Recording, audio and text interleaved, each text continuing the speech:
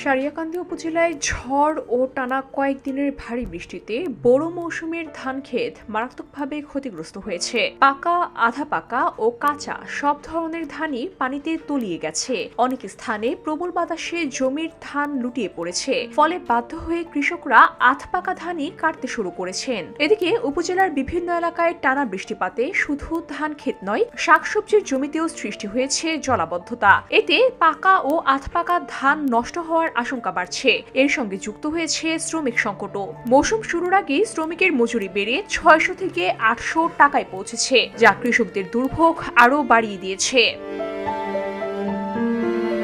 সরজমিনে দেখা গেছে বিস্তীর্ণ ধান ক্ষেত পানির নিচে তলিয়ে গেছে। কোথাও হাঁটু সমান, কোথাও তার চেয়ে বেশি পানির মধ্যেই কৃষকরা ধান কাটার জন্য চেষ্টা করছেন।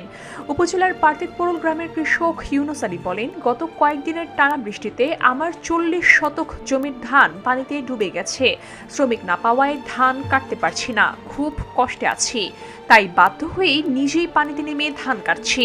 এই বিষয়ে উপজেলার কৃষি কর্মকর্তা মোহাম্মদ আলী জিনহা জানান, সারিয়াকান্দি উপজেলায় বোরো ধানের লক্ষ্যমাত্রা ধরা হয়েছে 14,000 হেক্টর এবং চাষ হয়েছে একই পরিমাণের জমিতে। তবে এখনো পর্যন্ত কর্তন হয়েছে 775 হেক্টর। আকস্মিক বৃষ্টির কারণে 790 হেক্টর জমির ধান হেলে পড়েছে। পাশাপাশি ক্ষতিগ্রস্ত হয়েছে 250 হেক্টর জমির ভুট্টা ও 10 হেক্টর শাকসবজির জমি।